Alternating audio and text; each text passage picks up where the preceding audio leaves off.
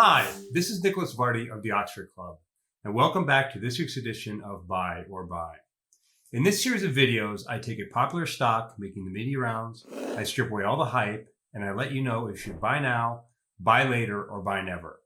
This week, I want to focus on America's largest and best-known retailer, Walmart, ticker symbol WMT. Investors and economists always scrutinize Walmart as they look for clues about the strength of the American consumers and how they are weathering inflation. The world's largest retailer and the single largest employer in the U.S. saw its stock crash by 11.4% on May 17th after missing earnings expectations. That was the stock's biggest drop in almost 35 years. The Walton family, which controls Walmart, lost almost $19 billion as Walmart's stock collapsed. As a result, Walmart has gone from hero to zero virtually overnight as the financial media has fully turned on the retailer. Seeking Alpha called the stock dead money. CNBC's Investing Club announced it is exiting its position in Walmart. So the question is, should you view the recent collapse in Walmart's stock price as a chance to buy the retailer's stock on sale, or will Walmart's stock soon be heading for the largely ignored clearance bin of has-been blue chip stocks? Founded in 1962 and based in Bentonville, Arkansas, Walmart is the U.S.'s largest retailer and employer. Walmart operates approximately 10,585 stores and various e-commerce websites under 46 banners across 24 different countries.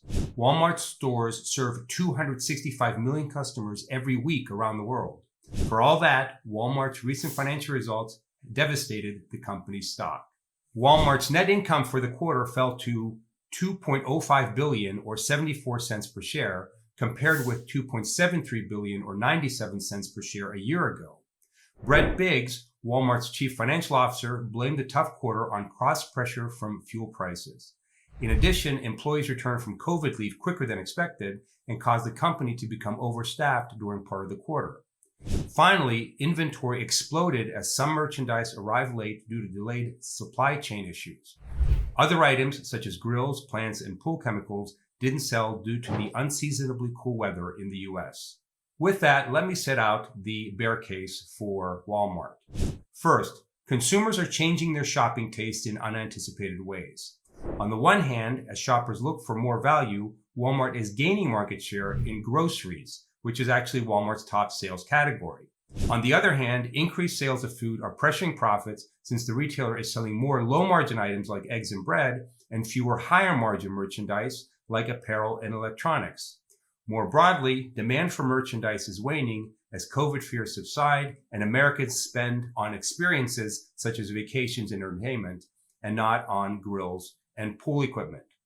Second, elevated inventory levels and higher supply chain costs took a bite out of Walmart's earnings. Inventory increased by a whopping 33% as Walmart made aggressive buys to get ahead of inflation and make sure that items stayed in stock. Third, along with the drop in general merchandise sales, Walmart is seeing other signs that some households are feeling cash-strapped. The average ticket for U.S. customers in the U.S. rose 3% due to inflation, but the number of items in the baskets has actually fallen. All in all, Walmart did not offer a great report card on the average American consumer. Now let me set out the bull case for Walmart. After all this bad news, it's hard to put lipstick on the Walmart pig. But here it goes. First, dig deep enough and there was some good news below the surface of Walmart's latest earnings report. Total revenue actually rose to $141.57 billion from $138.31 billion a year earlier. That actually beat Wall Street's expectations of $138.94 billion.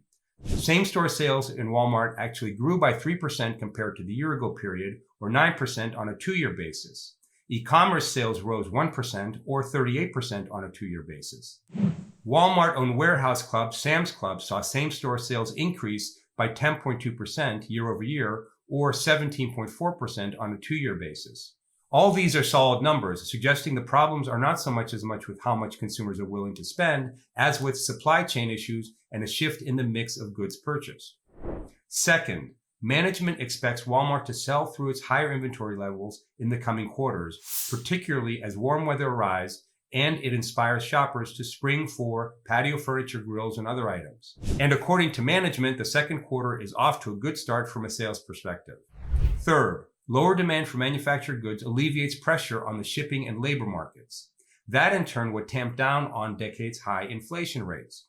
From the perspective of federal policymakers, any slowdown in merchandise inflation is positive.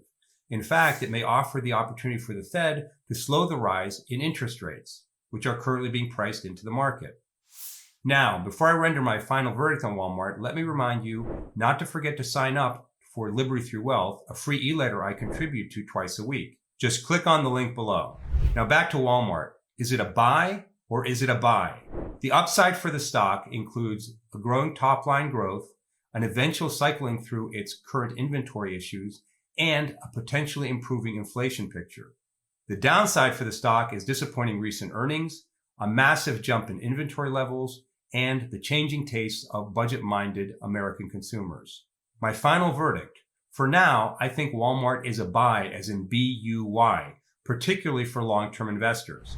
Walmart is the world's largest retailer that is coming under a lot of pressure as consumers' purse strings tighten. In this tough market, making a buy recommendation on any stock is challenging. But after the recent sell-off, Walmart is close to fair value. At the historical average of 17 times this year's earnings estimates of $6.48 per share, the company's stock is worth around $110. That's about $12 below its current price as of this recording. In the worst case scenario, the stock may be dead money for a while, but it will remain for the foreseeable future the dominant brick and mortar retailer in the world. And over the long term, Walmart will survive, unlike the likes of meme stocks like AMC and GME, which instead of going to the moon, will be relegated to the dustbin of financial history. I hope you enjoyed this episode of Buy or Buy. If so, please click the like button below. I want to remind you that these are not recommendations actively traded in any model portfolio. If you want to follow any of my buys or sells, size your position accordingly, set a trailing stop, and never bet more than what you can afford to lose.